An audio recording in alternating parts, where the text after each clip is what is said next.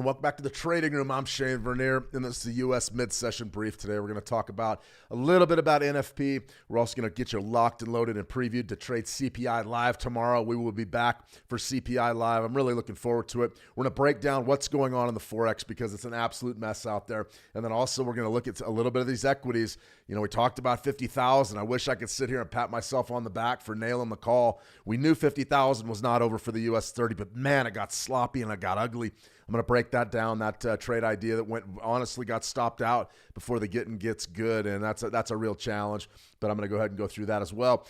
Been a decent day trading. I've got a lot of messages today. A couple of things. Number one, if your time zones are a little bit different, I've got some complaints about, oh, hey, you're supposed to stream now, or I wasn't expecting you, or we had a meeting now, and I go, no, you got to make sure that your time zones are dialed in. So I base everything on my mountain time zone, and that's about +7 GMT. So if our live streams are at pretty much 11 o'clock mountain time every day, that's going to be what, 1600 GMT, somewhere in there. So I'll always be thinking along the lines of, okay, if I'm late or if I'm missing a meeting, is it necessarily this guy's fault? Typically not. I don't miss many of them. So always check your time zones before we start having a back and forth. And it's no big deal. We just got to be a little bit better coordinating that. We also had a misprint yesterday. I put out the wrong levels in the US dollar Canadian dollar trade. I'm going to break that down too. I just misread the charts. A lot of that comes from fatigue. A lot of it comes from just not paying enough attention. And I forgot, instead of 34, I put 24 on the US dollar Canadian dollar. So we're going to want to do that as well. I'm actually going to start there. And then I'm going to point out something that's very, very important if you're trading currencies. And always remember, always remember your NFP ranges, your CPI ranges. It's something I talk about when we're covering them live, but I probably don't cover them enough in the following days and following sessions. So I got a full house here, lots of folks in the room. Good to see everybody. I heard some great stories from traders out there, and I'm very, very happy for all the success. I've heard a lot of folks are doing well. If you're not doing well, don't worry. It's not a contest. We're just in this to make a little bit of money and move on. And if you're not making money, ask questions, learn as much as you can. All right, everybody, let's go ahead and do it. Let me see. Ahmed, good to see you, Ahmed. Welcome. Bob. Hello, Shane. I hope you're keeping warm. Yeah, I'm doing all right. Smart Money did that thing again. I wish I had a crystal ball. Yeah, today's been ugly, hasn't it? Let's see. It's been challenging. Juan Restrepo, good to see you, Juan. Hello. Hey, yes, sir. And Tina Shing, always good to see you, Tina. 6 p.m. UK time. Yeah, it's about 7 hours difference. 7 hours UK time. I don't know. I got some static earlier today. Somebody was missing the thing. I go, what are you talking about? I mean, just tune in. Everything should be adjusting for you, but I don't know. All right, we just got a nice signal here on our 9 EMA strategy. We've really been going with this one a lot lately. This is interesting, the EMA RSI buy, and we're looking at that gold 1 minute chart, and there it is. Let's go ahead and take a shot at it. Let's go ahead and buy this thing. Had some pretty good moves right there. You can see the market got really choppy, and then you lost beautiful right there, though, stopping yourself out before the plunge, and then right there catching that rebound's not too bad. So we went ahead, we placed the buy. Let's go ahead and blow this up a little bit so you can see it. You can see the market's extremely tight. Absolutely extremely tight. Let's go ahead and just build this trade. How would we build it? Little drag and drop functionality. Put that stop loss right beneath that 1 minute bar. Put this profit target right up there. As you can see, we're sort of fighting a little bit. Very, very tight market here in gold, though. We're fighting a little bit of a downtrend, I would say. But, I'm not too worried about it. If we get stopped out here, that's okay. There's nothing wrong with getting stopped out as long as we don't take too big of a loss. Bitcoin, we're getting the same type of a thing. Let's go ahead and bid Bitcoin here. Let's go ahead and back this down. We're going to back that right beneath our swing low there, and then we're going to be relatively conservative with our profit target. Maybe put it right up there where this order block is. So something to think about there. Our gold trade looks like we're going to get stopped out, but that's okay. That's the way that this typically works. This Bitcoin, we'll see exactly what happens here probably in a few minutes. But the gold's definitely going to get whacked, it looks like. Very, very close to getting whacked. Let's see. Let's get back over there. Watch us get stopped out. Very close, trending down. I don't mind necessarily if we get knocked out quickly. As a matter of fact, I prefer that. What I don't like is these things holding on forever and tying up our capital and then knocking us out. So right there, we're pretty much on live support. We're getting ready to get stopped out of this trade. Pretty good idea to leave the market if this thing doesn't work, though, at least on a 1 minute. We're fighting. We know our stop loss is in a pretty good location. We're still alive. We're fighting. Is it going to work, though? Probably not. It looks to me like it's dead, but who knows? Maybe we reverse and actually take care of a little bit of business. Okay, now we're going green, bouncing up just a little bit. Remember, guys, 1 minute, probably not your best time frame. I love 5 minutes. 15 minutes is pretty good. 30 minutes is good. You can see we just got bounced off our stop. So that our stop loss is in the right location. And typically what I always say is you don't ever put your stop loss right beneath these signal bars. You back it off a little bit. And as you can see, is that luck? I don't think it's luck. I think we've got a pretty good feel about how far to put our stop loss down. And right there, we sort of fought back. We're fighting. We want to win. We're trying to get this going. Is it going to break our way in the 5th minute, 4th minute? Doesn't look like it. Looks like we're going to get whacked out. So definitely something to think about. If you're trading this 9 EMA, I got a lot of folks, a lot of questions on it lately since we've released it. You can see a nice big move there in Bitcoin, though. So maybe we'll get Bitcoin. Who knows? We'll see exactly how these work. All right, everybody. I do want to get started, though, by showing you the 9 EMA. This is our strategy pack, 9 EMA strategy pack. We've got a nice how-to video there. I show you exactly what you need to do and how you need to break this thing down and add it to your charts. So you definitely want to check that out if you're interested in the 9 EMA strategy. All you do is you drop your email address right in there. You go to Unlock Strategy Pack, and that's going to send you you're going to get your PDFs. It's going to open a zip file. You're going to have your PDFs. You're going to have an EA. You just add the EA to the chart like I trade right in front of you each and every day, and you get an opportunity to get in on that strategy. If you're looking for a strategy, it's a pretty good place to begin. Now, remember, there's no guarantees of success with this thing. There isn't. There's no guarantees of success with any strategy. But this is one that I've looked at for a long time. We've got a lot of great feedback on it, and if you trade it within the right context, with the right leverage, you have a chance. So we've got a video in there that shows you exactly how to add it. We've got a strategy video that breaks down what the strategy is. We've got PDFs to guide you, and then also that expert EA that I built that can get you up and running with sort of the automated feel there. Okay, we got stopped out on gold. That's not unexpected. That was a tough trade. 1 minute charts. I don't know. I'd probably start with a 5 minute, but you can go 1 minute if you'd like. Let's see. Juan, bad day for looking for a reversal. There's no reversal just yet. I'll show you a few of the charts that I'm looking at. T. Marina, good to see you, T. Welcome. Let me see. Ralph H. Good to see you, Ralph H. Bobby Bob, Lita, Andrea Garwal. Good to see everyone. Gordon Williams, always a pleasure, guys.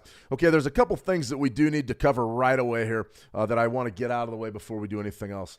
This was a misprint by me in yesterday's trade idea with the dollar CAD. Fortunately, it didn't come into play, but you can see right here the demand zone I was really looking at is right down there at 134 to 134 and a quarter, and that's that monthly spike low back on the 2nd of September. And as you can see, you got some pretty good stuff right down there. Our entry is just above that demand zone. What essentially that is a swing low. Now, it's not really a yearly low. If you wanted to go back and find 2024's lows, you're going to be down in here somewhere, right around this swing low, late 2023, 2024. And that's a big level, too. I mean, we'll have that outlined as well. But I sort of like the way that this market's slowing way down. We've got that lower Bollinger Band right there. We've got a good shot at maybe taking that bid. Yesterday, I put it in the trade idea on accident, and it went in at 124 instead of 134. So I hope everybody saw that immediately, but I went through, I fixed it, and then I made the updates today. So you're definitely going to want to update that trade idea if, in fact, you're interested in it. Okay, second concept we need to talk about here. Rotation. Now, I got a great comment. We just got it over there in the live chat. Okay, Bab G's goes, let me see, Smart Money did that thing again. And if you're looking at currencies, yeah, it really did. Take a look at what you have here. This is a 30-minute chart here. Yeah, this is Euro FX futures. Now, this is a euro. This is a euro USD essentially. It's just a futures contract. Look at that 30-minute bar. That's what I call your NFP bar. Your NFP bar is a big time zone, and we have traded inside of that NFP bar for more than 24 hours. That is, it's crucial that we understand how currencies work. Typically, they run and they rotate. This right here, I don't want to say that we called it for sure, but we called it. We said, keep a close eye on your NFP range.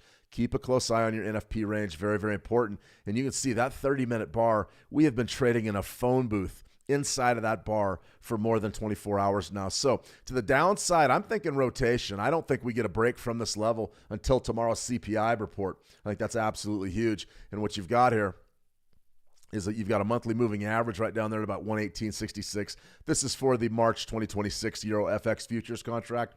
Probably none of you are trading futures, but just the pair. But if you want to go ahead and look at that Euro USD, you can see just how similar the price action is.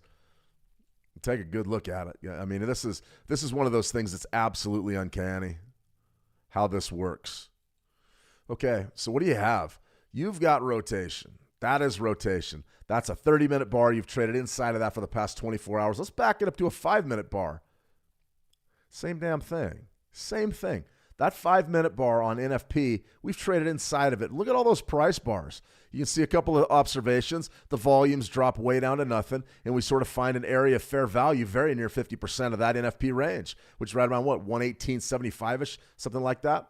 So that's absolutely key when you're looking at these charts and you're breaking down your currencies and everybody's, man, it's really choppy today. I said, yeah, why?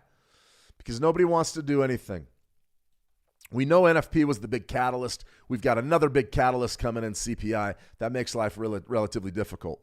So if I was going to trade this Euro USD right now, or maybe from now into that Tokyo session, which is about 7 hours, if I want to trade this for the next 7 hours, what do I want to do? If you're going to try to play a breakout or trends, you're probably going to lose. The odds are against you.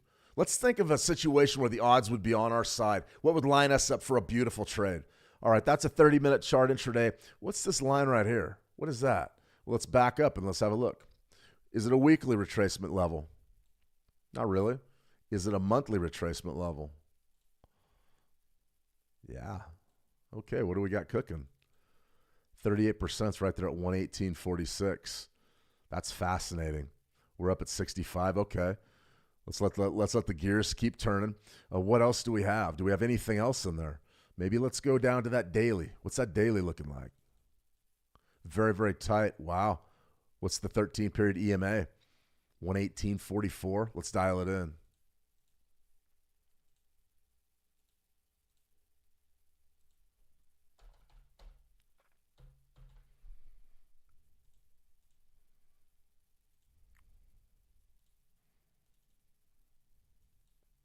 We've just used multi-time frame analysis to build ourselves a high probability setup for potentially later today.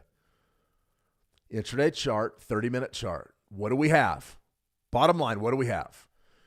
We've got an NFP bar that we've traded inside of. Okay, that screams rotation. That's range, range, range. What do you got down here? We got that long-term Fibonacci level right around 118.46. We've also got a moving average, a daily 13-period EMA at 118.44.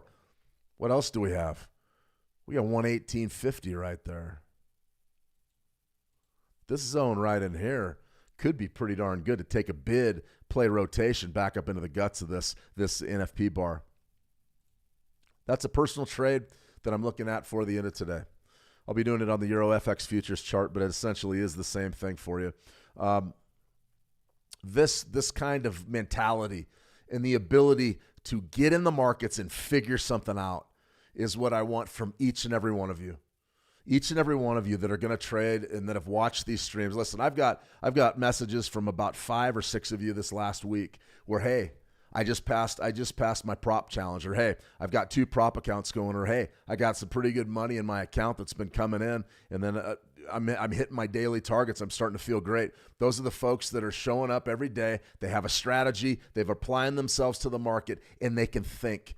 They understand risk management, and they understand that you cannot trade rotational strategies in a trend. You cannot trade breakouts and trends when the market doesn't move. They understand these things. If you're brand new to the markets and you want to learn one thing, it's not the 9 EMA. It's not a magic strategy. It's learn how to evaluate information and understand what the market's doing. That's it. That's it. And I don't even care. You don't even have to look at fundamentals if you don't want. If you hate fundamentals, just understand that when non-farm payrolls comes out, that moves the US dollar. Understand that when the Fed speaks, that brings volatility. And when CPI comes on the board, that brings volatility. That's it. If you don't want to take your fundamentals any further than that, that's great. But if you understand when that market's going to move and then understand what the difference between a trend and a rotational market is, this is about the best example I've seen in a long time. There's your big NFP bar. You go down, you reject our support, then you bounce back up. Clearly, those are beautiful buys down there. Okay, what are we thinking here? Well, when this was happening, everybody in the world was saying, oh, God, the dollar's trending, trending, trending. And we repeatedly answered the question. I said, no, it's not. It is not trending yet. You're getting fooled by intraday charts. It is not trending. All right. What has it happened since then? Are those folks that thought it was trending back when that NFP dropped said, oh, geez, look at this big move? Do they still believe the market's trending? Well, let's step back and take a look. I mean, theoretically, you could go to the daily. Somebody could look at it like this and say, oh, yeah, that's a nice big run-up, but look at this pullback and this pullback, and now we're coming off. This market is not trending. It is the Euro-US dollar. It is a nightmare. When it trends, get out of the way. 90%, not 90%, I'm going to get quoted on that. 50% of the time, 60, 70% of the time, it is flat and rotational, and that's what we've seen this week. So if you can shift gears between trend trader, rotational trader, you have a great head start, on everybody else in the market, because a lot of people, they trade flat markets like they trade trends, and they get annihilated doing it. They get absolutely annihilated doing it. Let's go ahead and get over to the Great Britain Pound USD. I want to show you this one as well. This is interesting. What you have here is you've got a 30-minute chart. Price is moving a little bit. We had the UK GDP during the overnight. That came in. It wasn't too bad, a little bit better. Well, it wasn't better than expected. It was basically in line with expectations. I didn't see really a tremendous amount of volatility coming in that release. I guess when did you get that? Right about there. You got a little bit of a move. So you've given back all those gains, and you're really going towards making a run at the daily low. So when I'm looking at the Great Britain Pound USD, I'm saying, okay, the dollar's not really strong today. It's about flat. It's at the dollar index of 0.08%. But this Great Britain Pound USD, the pound is losing a bit of puff against the USD. So how would we trade this one? Now, this isn't quite the flat rotational market that we just looked at. Are we still inside of our NFP range? You're darn right we are. Take a look at this. This is important. Important safety tip. Your bank account will be tested on it later. Take a good look at what's happening in this instance. NFP, test of NFP, beautiful rotation. Now we're coming off and we're testing that zone again. So is this a buy or a sell from right here? 136.10. Let's take a look at what else we have. We need some more evidence. Let's back it off to a monthly chart. Is there anything that can help us here? Interesting. January's high. You can see we posted a trade idea earlier today. I'll probably go over that one tomorrow. It's not going to come into play today. Look at that. 135.41. That's 38% rotation. Interesting. That's definitely a bid. It already cashed big this month. How about the weekly? Absolutely. Here's the weekly. Boom. Spike low. Spike high. Right at sort of 50%. Look at that, though. 135.40. That's a pretty darn good support zone, long-term support zone. So I'm not sure that we get there, but it's only about 60 pips down the way. That could be a very, very good level to be focused on for CPI. So we've got our support zone for tomorrow morning's trade. That's what I'm looking at, 135.40, 135.50. That's the one we really want. Right there, you've got 136. We're trading 136-ish. So the question right now, is it a buy? It's hard.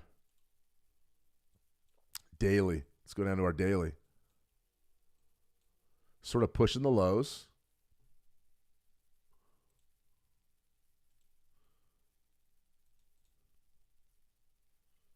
Is it a buy or a sell? It's probably neither. If you wanted to buy it and play the bottom of that range, that NFP range, I'd say fire your guns. Just don't be afraid to stop yourself out on that and take a short loss. So if this right here was your trade and you wanted to bid right now, I don't hate it. Just understand that we've already tested the bottom of that NFP range once, traded it beautifully. Are we breaking out right now? I doubt it. This time of day, going into the Japanese session, probably would just go ahead and buy the market. That's a really small size. Let's pile some on. Something like this. This bid's not horrible. Where would I stop myself out at? Well, we've got that longer-term Fibonacci down there at 136.03. We basically just bought 136.07s. Let's play this tight. Let's maybe stop ourselves out down there at 135.94. It's not a bad trade because if we do rotate back up into the guts of this, maybe just right up in here, we're going to get paid off at our 1-to-1. So I don't really mind that too much. The risk, in my view, is not tremendous. It's right down here. I'm going to put it down beneath that 136 area, maybe give it a little room to breathe right there. But you've got an opportunity potentially to make a little bit of money on just a nice rotational trade going into that Asia session. So we wanted to start with a little Forex trading. Forex is a lot different than a lot of the things we talk about on these streams.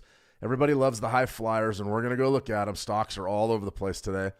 Stock indices are active, gold, silver, all those things are moving crazy. But when things slow down, if you know how to trade a dead market, a sideways market, a range-bound market, and you know how to trade trends, you're lethal. You're a lethal trader. It's at that point where you're the complete player. And, you know, in baseball, I always draw on my baseball career. I say, okay, what were the great players? The great players were somebody that made all the plays that they should make and then a few good ones.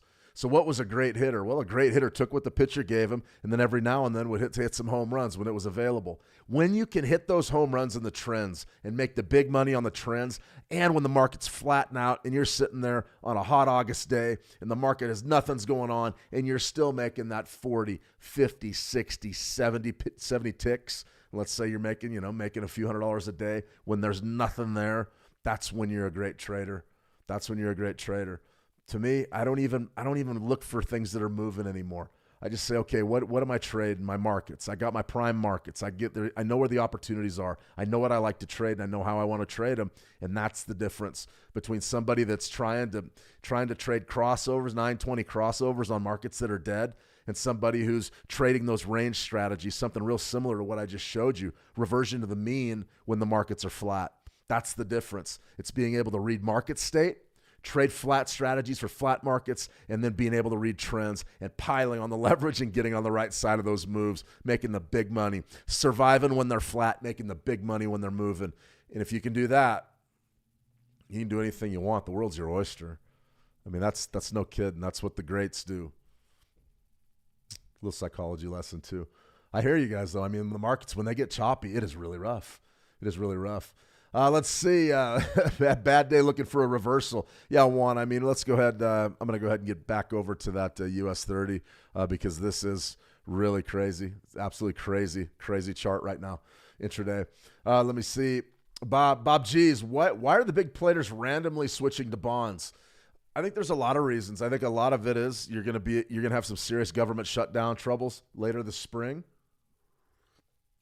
I think that you're going to see some uncertainty enter the market from the Epstein files. Commerce Secretary Lutnick was implicated in that. That's going to cost him his job more than likely. They're talking about unredacting some of the names that were already redacted from the 3 million document drop. They say they're some of the biggest names in the world. It will touch the world of finance. Is that one of the reasons why people are getting into bonds? Because maybe some of these CEOs are going to be implicated and it's going to screw up some stock prices, maybe some funds? You betcha. So we're watching that closely.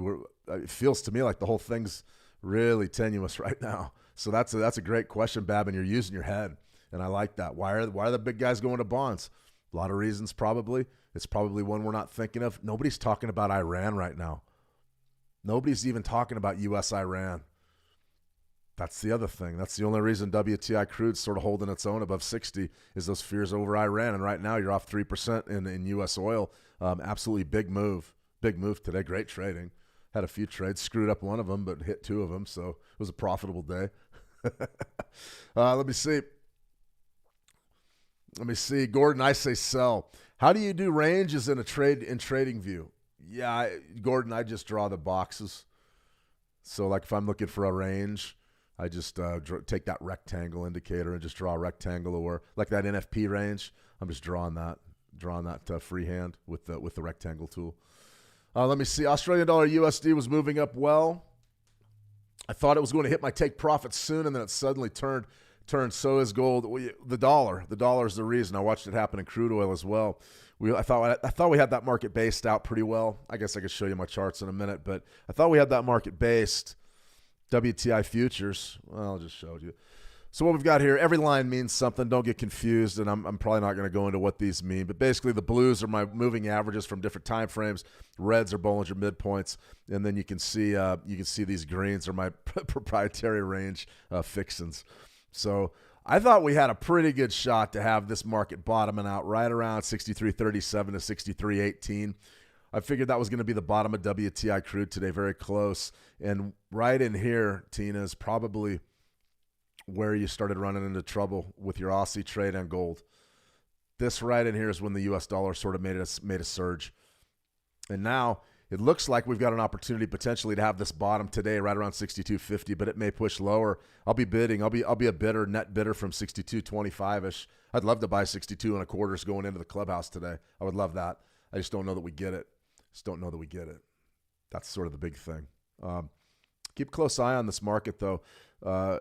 Oil's going to be crazy, especially going into the weekend with Iran, strikes on Iran still on the table. Let me see. Money. Let's see. Eli's got some guns up. All right. Good to see Eli. Let me see. Swissy, Japanese yen was like that this morning, but I missed. I wasn't too sure. Great Britain pound, Japanese yen. Absolutely. Tito, we'll look at that. We've got a few other questions. Let me see. Bob, I want to learn how to trade those dead markets. Like the Great Britain pound USD and the Euro USD today were hardly moving, and I was wondering, how do I trade such a market? Just basically showed you find those ranges. Like NFP and CPI, we'll have a fresh CPI range tomorrow, but we may trend. And if we trend, then you don't have a range. But what I would be looking to do, moving averages are big for that type of thing. If you wanted to maybe apply an ADR, let's say that you want to define the daily range. That's one of the ways that I do my crude oil ranges is I take this ADR down here, and I just apply what was my ADR reading today. Average daily range was right around 227. So I was looking to figure out, okay, what's my range likely to be? 227 was the total tick count I was looking for, and you can see we far exceeded that. But for those Euro trades, those Great Britain pound trades, that ADR can be pretty good, and I would recommend 13 periods on that. But you can use whatever duration you want. Just do some back testing first. That's for sure. But yeah, I mean, it's and another thing you could do, Bob G's, if you want to learn rotation, is you just get in there and you start using your our pendulum strategy, which is in the How to Trade trading room. Go over there and check it out. I built a video on that. Love the pendulum. Pendulum's great for flat markets. All right, everybody, this was the trade that got away, right? This is the trade. This was the one that we wanted. We wanted it so bad. And US 30, right? C'est la vie. I was calling a scalp right in front of 50,000. It didn't work. We cut the Band-Aid off, ripped the Band-Aid off right up in here, right around there, 50,250. 50,250 was the out. Saved yourself some money. We rallied up about another 275 points, and then it's just been an absolute crash. You had a feeling the sellers were going to be there. Go back and watch some of the older streams. You had a feeling the sellers were going to be there eventually from 50,000, and they showed up, with a vengeance. I mean, an absolute vengeance. So now US 30's crashing down. Where would be a pretty good bid? Right down there, 49,343, 49,350. Pretty good area. Do we get it today? You might get it today. It is possible. This market is getting shellacked off about 1.25%. Now, normally I would look at a 1.25% and say it's not that big of a deal. This one's different. And the reason why it's different is because the sellers have stepped in and they have defended 50,000. And what happens is the more those sellers, the further this price goes, the more sellers start feeling comfortable about putting their back against 50,000 and thinking you're going to get a big time retracement. So I would be looking at 49,350, somewhere down in there, 49.5 maybe as being a potential bid. You've also got that daily Bollinger midpoint down there at about 49.4. 49.5 could be big. Could be big. We'll be watching that one closely as well. 78%, 49,000, probably a good bid as well. Still bullish here stocks, but this is the trade that I really wanted. I really wanted it. Frustrated, man. This is one where you just ring the cash register and go start looking at new cars and things. But this right up in here, this area, the entire world can see it. And if there are a lot of stop losses located right above that swing high. Now, the smart money traders are going to call that a liquidity sweep, and they'll say, oh, yeah, and then the institution stepped in, whatever you want to say. The bottom line is this. The price, the momentum, ended right here. We knew 50,000 was the catalyst. 1, 2, 3, 4, 5 straight days we've traded 50,000. I don't know that we trade it again tomorrow, But this is interesting. The whole world's looking at that top. There's a lot. I bet you anything. There's a lot of banks that are dug in, shorting this big, thinking that, okay, we got the top of this, and we're going to ride this big correction down, maybe to like 45,000 or something. Interesting. Very, very interesting what happened here. Very interesting. Unfortunately, it shook us out, shook our scalp out. Probably could have put another trade on right here saying sell, sell, sell beneath one of these lows, these daily lows. Didn't do it, though. Didn't do it. Hesitated, I guess. A little gun shy. Honestly, I was like, maybe. Let me see. The UK futures trader. Good evening. Good evening, UK. Good to see you. I know a few UK futures traders. That's for sure. All right, we got some requests in here. Let me see. Swissy Yen and Great Britain Pound Yen. All right, let's look at the Yen. Absolutely. Start with the Swissy Yen. A true safe haven pair. A lot of folks really believe the yen is an incredible safe haven because of its diversification tools. Okay, this is interesting to me right away. I don't typically look at this pair, but it's a good one. It's a good one. Plenty of volatility there to make some money. Nice big pullback on the daily. So the first thing that we could do right off the bat is go spike high, spike low. Right there, 199.93. Love it as a sell. Love it. The question is do you get it? Probably not. Probably not. Well, we already got it. Never mind. 30-minute chart right there. There was your pullback, failed. So now you're really looking for a deeper pullback just because it's so bearish in there. Let's go to like a monthly. I'm always curious. Anytime I see big moves, the first thing I'm doing is I'm going to my weeklies and my monthlies. So my monthly chart isn't going to be much help. Our Fibonacci would have to start back there, essentially in 2025's lows. We got to wait longer to see a bigger pullback because our Fibonacci's are going to be right down in there, which are probably quite a ways away. So let's go to a weekly. See what's been happening on the weekly. All right, now this is more interesting to me. Okay, big horrible week, I guess. If you're long this pair, I am sorry. But 2.5% loss, that is not good, especially for a cross pair like this. You could be looking right down here to that value area, maybe run a Fibonacci. 78% was absolutely perfect. If you wanted to go current spike to spike, you could see 78% was still pretty good. What could we be looking at, though, as far as a trading strategy? Well, I mean, this is it, guys. I mean, I am not a smart money trader, but I understand some of the concepts, and a couple of them make sense. Rally, base, rally. So yesterday we did what? Drop, rally, drop. And today we're doing rally, base, rally. We actually made a video on that over at the How to Trade channel, YouTube channel. Check that out if you want. So essentially, sort of to use I just call it my range tool, but you've got a rectangle right there. What is that? That's your order. That's your rally, base, rally. So one more time to review. Rally, and you can start this wherever you want, but it's going to start right there in earnest. Rally, base, rally. Now the pullback, you're coming back to check that base area out, which theoretically should be downside support. Now, will it act that way? I don't necessarily know, but I do know that area right there is going to catch some bidders. As a matter of fact, it already has. So I've also got my 13-week EMA there, which I really love, 197 flat. That could be a pretty good trade if you're interested in bidding downside support. But a lot of people are going to be interested in this zone. So one last time, I mean, this area right in there, it's going to be sort of the line in the sand. If we see price really take that out and maybe trade beneath my moving average there on the weekly, then you're in for a change in the seasons for this pair. But one last thing that I would point out, I mean, there it is, last April, after the tariff crash, the tariff panic. Holy cow. I mean, that's when the game started. It hasn't ended yet.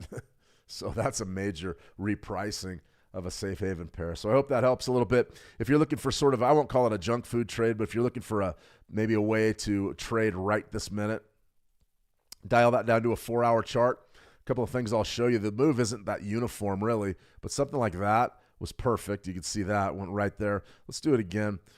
Spike, maybe something like this. You want to do that? Probably not even current enough. Let's try something like this. Flat. I can't stand these Fibonacci numbers when the market's flat. Not interested in them at all. 98.90, 198.90. You got a chance there, maybe to sell. I don't love it though.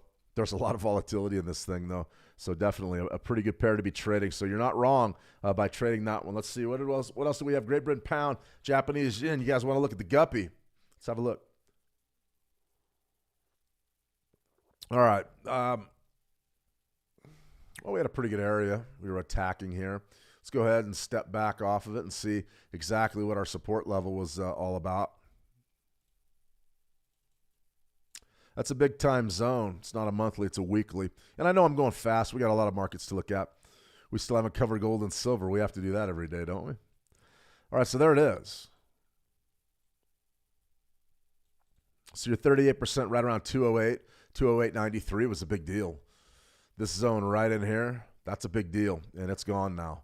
It's gone. So the idea is always what once was support is now resistance. You could maybe even step up and sell from up there if you do get a retracement. Let's take this down to a daily chart. Fascinating. You didn't get much of a bounce off of this at all. I mean, you got a little one. What was your high? 209.55, and the level was 208. So only about 50 pips. That ain't real good. Spike high, spike low. Pull back 210.21-ish. Maybe if you wanted it, you could even step up and sell right there at 208, 208.92, and just stop yourself out over 209 if you wanted to try to get a trade. To me, that would be it's a little bit of a challenge to get this sell right now. I think it could already be gone. As far as what can we do moving forward, I always like to be not proactive as opposed to reactive, but something like this. This isn't bad. I like the way this market structure is. Spike low back on on November, early November, week of the 3rd of November. Man, saying this stuff's just a chore some days. That right there, there's your high, there's your pullback. So 205, of course. We're doing business at 205. We have to. Right there, there's your retracement, 205.16, maybe 205.25 would be a pretty good area to bid. As far as what can you do right now, you want to sell. You probably want to be short, if anything. But from this level right here, I'm not interested. I also am not a 50% trader, but right in there, maybe a pullback and a sell opportunity from 208.93 might get you involved in this market. That's for sure. All right, let's have a look. The UK futures trader, I think you had something to do with Lockwood. He's where I started here 6 years ago. I blame him for a few years of misery before things clicked. Yeah, Andrew was he was in this trading room or on this platform right when I first started. So that would have been 2021, I think. 2021, something like that. But yeah, we worked together for, I don't know, 6 months, 9 months, something like that. But yeah, that's getting in the way back machine. Yeah, UK futures trader. Absolutely. I trade futures too, so we have that in common. Yes, sir. A quick look at the dollar yen ahead of CPI. And let me see, Tina Jin, can you still buy a retracement of the Swissy Yen, please? Yeah, let's go back to that Swissy Yen. Everybody's trading the yen. I love it. Let's go back to that. Can we buy? Can you still buy a retracement? Yeah, you could. So if I was going to buy this thing, a couple of things that I would have. I mean, we just went over that rally-based rally, so something right in the guts of this rally, or that base, excuse me. The idea behind these things, this rally-based rally concept is really easy. You're just looking for a rally and then an area where it bases and then another rally. And this area theoretically is going to be your downside support. Now, what I like about that area, and I'm not a rally-based rally trader at all really, but I'm not, silly. I understand the concept. That right there is interesting to me. Okay, so if this zone is going to be where we're thinking downside support, or maybe the bidders are going to be, maybe it's a demand zone, a lot of people call it. How about your my own personal favorite, the 13-period EMA is right there at 197. So if I have a chance to buy my EMA down there right around maybe 197 even, you could probably get away with buying 197.25. So you're buying the heart of that rally, that base area, rally-base rally. You're buying the heart of that base, and then you're also buying a moving average, which I really favor was the 13-period EMA. You can't argue with it. I mean, I've been doing so – I've been trading the 13 EMA for so long. I mean, this is a weekly chart, and honestly, Tina, take a look at it. I mean, you broke out over it, you pulled back right in there, you hit it. Maybe right there you hit it again. We haven't traded beneath that zone in such a long time that to get a shot at buying that base area right around that EMA location, which is right around 197.04. So maybe pad that a little bit and go at 197.25. That would be what I would call high probability entry. Now, how would you manage it? Well, that's the next question, and that's the question we get from traders all over the world. How do I manage my trades? And I go, I don't know. You have to manage them the way you have to manage them. I mean, I can show you my trades for today. I mean, this right here, I had my knife catching gloves on. I went against this trend, but I did it in a disciplined fashion. I did it realistically. I'll show you the 1 minute. I knew exactly what I wanted out of each trade, and I wasn't going to let these things get away from me. So each one of these lines is potentially an entry point. This one right here was beautiful. 1 minute chart went down. I held it, took my money out right there. Beautiful trade, loved it. The next one, this one right here, I missed this entry. So I was like, what do I do? What do I do? Ended up pulling it. That's okay. I'm not worried about it. That one up got its money, and by pulling it, I did the right thing because eventually that thing did break, and we went way down. Then I stepped up on this one. I nailed this trade location as well. Beautiful bounce. I only wanted 8 ticks. I ended up getting 5s on it. So right there, I've already made my money for the day. Probably the best thing I did was pull this order. Now, is that the way that you're going to manage your trades? No. I'm talking about high-impact tick scalping, where it's a very serious business. It was a frenetic business. Makes you angry inside some days because it's such a fine thing. That's how I was managing my game plan. I said, listen, this thing's in an absolute trend against me. If I'm going to trade and I'm going to survive, I've got to get in and get out. Take what they're going to give me and then get out of the way because I don't know how low it's going. That's how I had to manage that. I don't recommend anybody else doing that. Now, you may be in a situation where with your strategy you said, I don't know, Shane, I sort of felt like crude was going to go down. I just sold it and walked away. Well, you made a lot more money than I did. My point is this. Either answer's right. Either way to do it's right. I mean, I have no problem with what I did today. There was one thing I could have done a little bit better, but that's okay. We'll be back tomorrow, and there's going to be more tomorrow. Got paid today. Can't beat that. Counter trend trading makes me old fast, but it's not wrong. And as long as whatever you're doing has structure and makes sense and you have the discipline to follow your strategy that you know works, that you've proven over time works, or that you know from your backtesting data works, or that you believe in, then you got a real shot with your trade management. That's what it's all about. That's what it's all about. As long as you're hitting your markers and doing what you need to do every day, then you got a chance. If you don't, then you don't have a chance. All right, let's go ahead and preview CPI, and then I'll cover the Japanese yen, and then we'll go ahead and just take off. So, week 6, 2026. This was a big one. T-bill auctions, nothing on Monday. Tuesday, retail sales, big number, really. Wednesday, U.S. non-farm payrolls came in a huge number, huge topside surprise. And then Thursday, UK GDP came in line with sales. Home sales was an absolute crash, and this is sort of interesting to me. This was realtors report a new housing crisis as January home sales tank 8%. That's one of the reasons why you see the selling today. It has to do with these. Everybody's really, really worried about the home market. When the market crashes, when real estate crashes, typically life gets very difficult across all markets. That's what we saw in 2008. Are we going to see it again?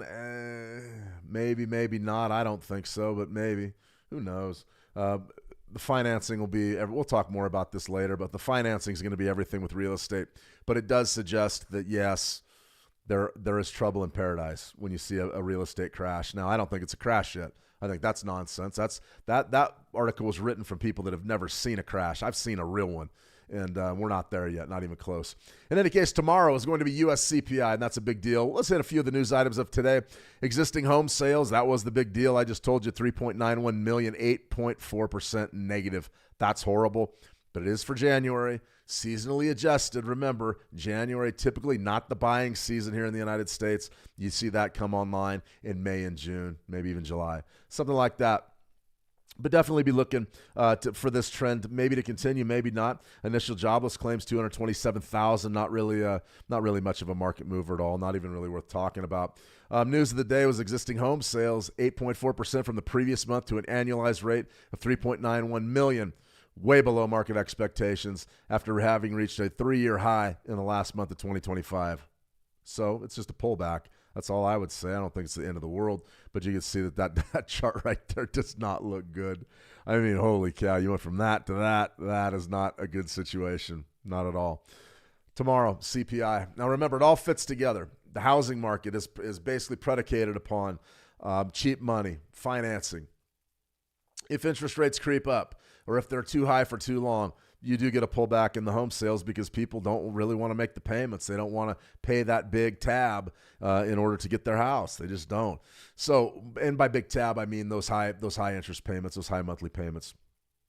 What we're talking about now is going to be the other side of that equation, the inflation. Now, remember, there's two things that the Fed has to take into account when they craft their monetary policy. Number one is inflation, pricing stability, and number two is jobs, labor stability. Well, you had the big jobs number, right? So the jobs came in way above expectations yesterday. We had it for you live, and that was a big deal to a lot of people. They said, well, maybe we don't need rate cuts. Well, tomorrow's the other end of that equation. Tomorrow's the other part of that monetary policy decision. It's inflation. Is pricing stability returned? Has it returned? Well, here's what we're looking for. U.S. Consumer Price Index, we're looking at 0.3% month over month, so we're not expecting it to tick higher from previous levels or accelerate. Year over year on a yearly basis, we're looking for this thing to go down to 2.5% from 2.7. Now, core, we're looking for the core numbers. Food and energy are stripped out. A lot of people love core. I don't. That's expected to tick higher at 0.3% rather than 0.2. And the idea is that you won't get the benefit from those lower energy prices. I don't know if that's going to be the case. We'll see, though. And then on a yearly basis, the Consumer Price Index core is going to be 2.5 down from 2.6. So all in all, we're expecting a decent number. We're expecting CPI to be relatively tame with what we've seen over the past couple of years. Now, here's the thing. This is the trend. Now, this is the raw CPI data. This is the raw data. This is what the index data is. It's not growth. Those numbers I just showed you are growth. A lot of people live and die with growth. They love growth. Oh, everything's all about growth, growth, growth. Well, I'm sort of old. I'm an old school guy, and I take a look at some of these charts from time to time because I want to know the raw data. Clearly, CPI is growing. Inflation always grows to some degree. That means that your currency does lose value over time. It's just the way that it is. So, look what's happened in the past several months. Now, that right there is a 5-year chart. That goes back to 2021, coming out of that COVID era when there was no inflation because the world was closed down. And since then, when all that free money and 0% loans and all that stuff decided that it was going to get absorbed by the economy, what do you have? You got a 45-degree angle that's taking you up to some seriously new heights. Now, the last 2 months, we haven't extended that trajectory. That is a big deal. That is a big, big deal. If we come in with a little bit lower CPI again this month and we actually start to get that plateau in the index data, that is going to be extremely, extremely hawkish for the U.S. dollar, or extremely dovish. So what that's going to mean, it's going to be a little bit hawkish for the Fed, but it's going to be dovish for in any case. Here's what's going to happen. If it plateaus and you don't see inflation rise as much as maybe it has in the past, or maybe it comes down a little bit, then we're in an interesting position because you've got jobs up and inflation's down. Where's the impetus to cut interest rates? It doesn't exist. The Fed has a two-pronged mandate, 2 jobs, all right? It's got to manage pricing stability and maximum employment. Jobs came in at 135,000, shattered expectations. So that employment situation feels pretty good. Your inflation situation, if CPI comes down a little bit like we expect, then that inflation's coming down. Now, theoretically, if the inflation's coming down, it has room for some rate cuts there. However, is there any reason to cut rates if the jobs are still going up? In my view, these numbers are sort of sealing the fate for no rate cuts until June. And it's hard to think about dovish and hawkish and all the different. I get it. I get confused. I just got confused. But the bottom line is this. When the jobs numbers go down, you have to cut interest rates to spike economic growth and put people back to work. When prices go way up, you have to raise interest rates to cut those to bring pricing stability back. And when things are sort of looking like they're going okay on both ends, jobs are up, prices are down, you don't do anything. You don't do anything. And I think that's exactly what you're going to see with your rates. And by that idea of holding them longer may bring a little bit of strength to the U.S. dollar. But we all have a pretty good idea what's going to happen with the next Fed chairman. There's going to be a real rush to cut interest rates this summer. And that's going to be interesting, to say the least. I think we're in for some just fantastic trading. We've already got great trading, but this year is going to be one for the books. Believe me, this is going to be a good one. All right, I got one more. Let's see. Yeah, let's leave that. Where is WTI trading right now? Yeah, we're not going to get a shot at that 62.25 today, but that's all right. Let me see. I wanted to look at the dollar yen, and then I had a question over there in the live chat over on YouTube, and then we'll go ahead and call it a day. All right, so let's go over the dollar yen, and then I'll go ahead and answer your question there. Super. This is interesting, right? Does anybody remember this? Sort of had a couple to handle up here, probably on a different time frame. Let's get rid of this. What do you got there? More than likely what? Got a weekly trend line. This was a long time ago we did this. A month ago. One touch, two touch, third touch, break. Well, actually, that's the third touch, and then we finally broke. Once we broke that trend line, that weekly trend line, we had our trade sort of set up to the short. It's doing very well, right? So what do we do now? Well, dollar yen, clearly we're coming off.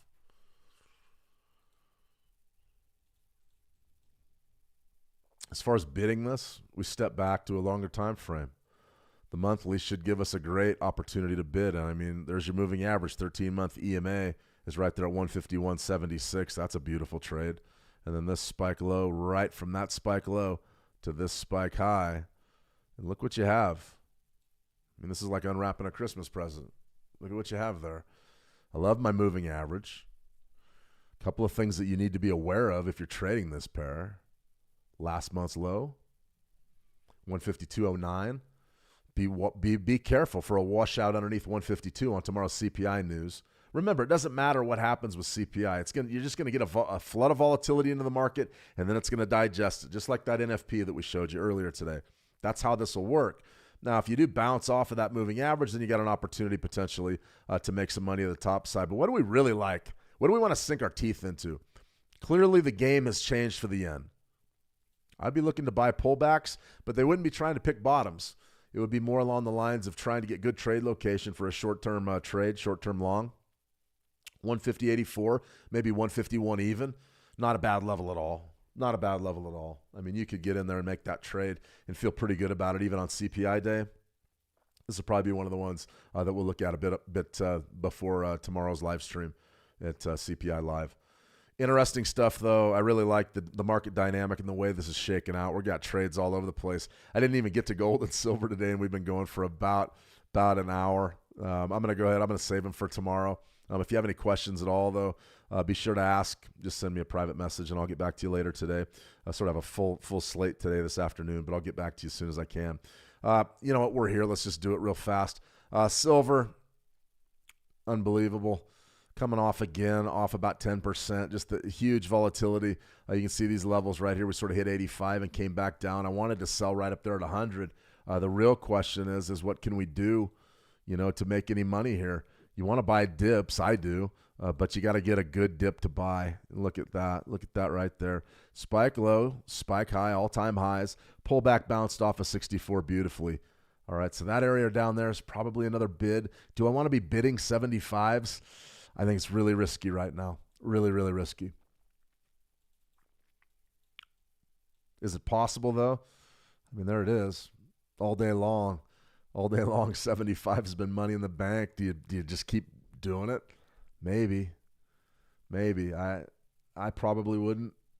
This right here is incredibly bearish, at least on an intraday basis. Look at the move. Boom, boom. Compression. That's your textbook L formation, which is extremely bearish. There's your L. You guys know what time it is if you break 75. Look out below. There goes the mountain climber, right? Falling off the cliff. Be careful.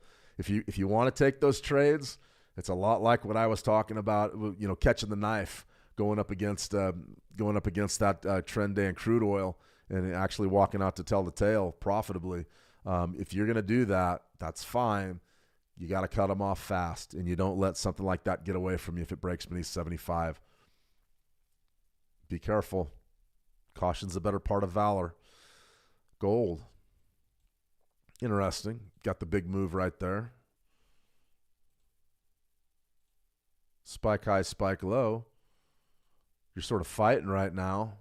fighting with this key area, 49.977, 49.75-ish, 49.77. Interesting. This 38%, 49.54.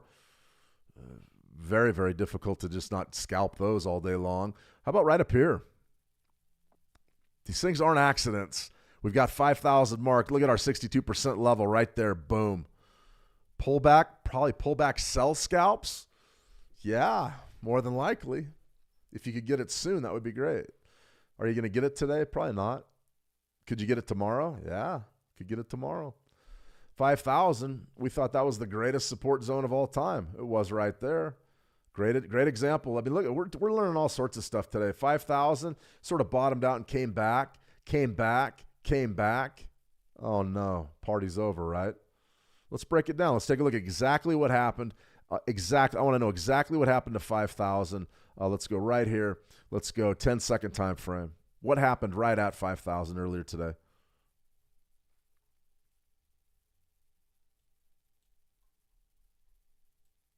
Ten-second time frame. You got no love at 5,000. Bidders were slaughtered. Right there, boom. Look at that. Big time plunge down to 49.92 in 10 seconds. That is really an incredible situation. If you're bidding that, you could have bid 5,000. I wouldn't have said anything. You could have taken that trade. It probably was one that was on a lot of people's radar. And it wasn't necessarily wrong. What's wrong is not being gone. You got to cut these things off at some point. You can't just keep dollar cost averaging in, hoping the price comes back. I mean, take a look at how bad this really got. It got bad. It got really bad. So that is the number one rule. If you're going to go against something that's happening that fast and it's that hot, you got to stop yourself out sooner rather than later. And if you find yourself in a position where you're like, okay, I got to cut this trade off, maybe you shouldn't be taking it. If it's that scary, maybe you shouldn't be taking it in the first place. Something to think about there. If you're interested.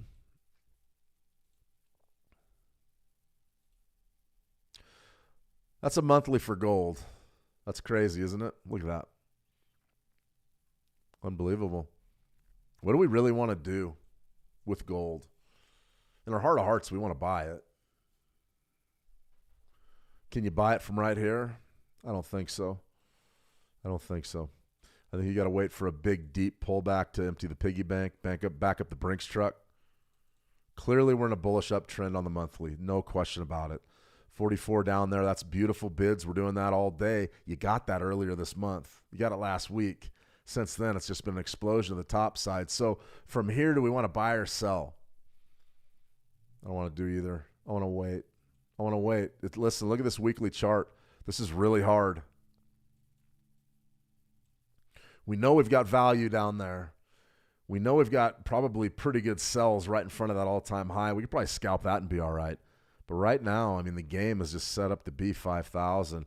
And you guys saw exactly how ugly that intraday price action was.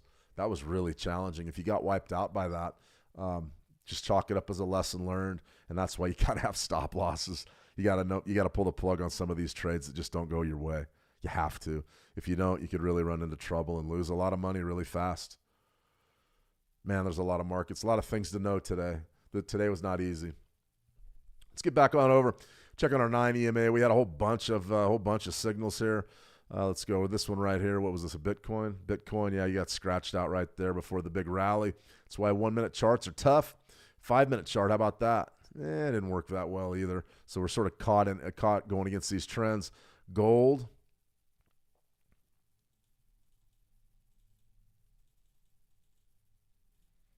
Didn't really have much. Right there is what you wanted, right in that zone. And always remember, there's a couple troubleshooting tips that I put in the videos to make sure that your strategy's firing. That should have been a bid right there.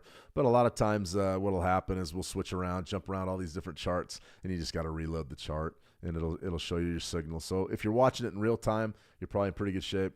But a lot of times when you switch around a lot of time frames and different charts, it can be a little problematic. And I cover all that in the troubleshooting videos in different ways that you can make sure that this thing's up and running for you the way that you need it. Interesting, Euro USD, that was a pretty good bid right there. Fantastic, really a good look at a market that has just been flat for so long.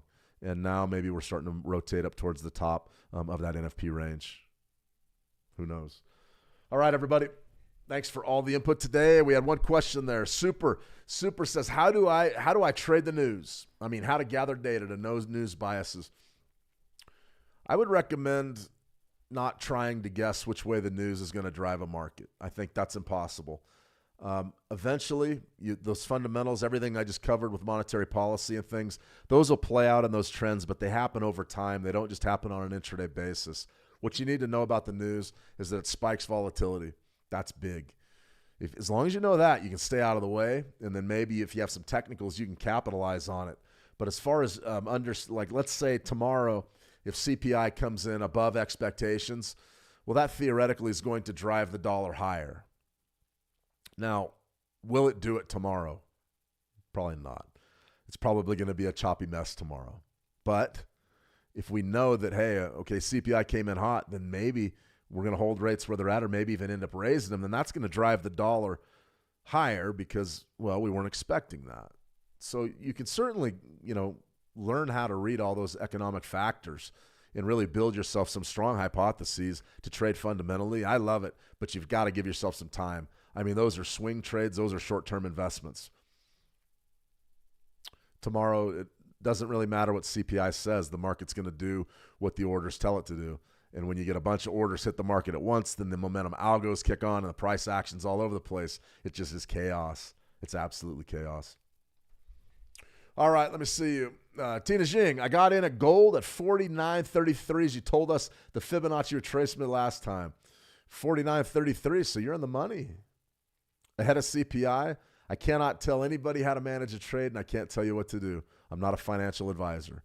However, if I was long from 49.33 right now, and you're at, 49.35-ish, so you've got some money put away, I would either hold this and flatten out maybe right after the right after the Japanese Open.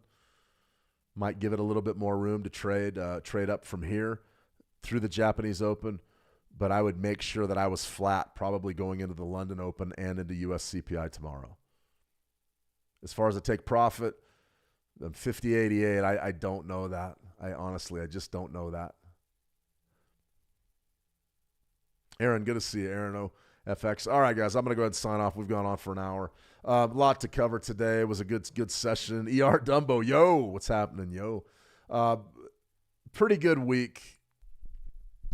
All in all, I might show my P&L tomorrow for this week. It's not anything to write home about, but it's all right. It's consistent. That's really what I'm looking for, consistency. I don't like the big highs and the big lows. They make trading too tough psychologically. You want to be as even keel as you can. Keep your feet on the ground.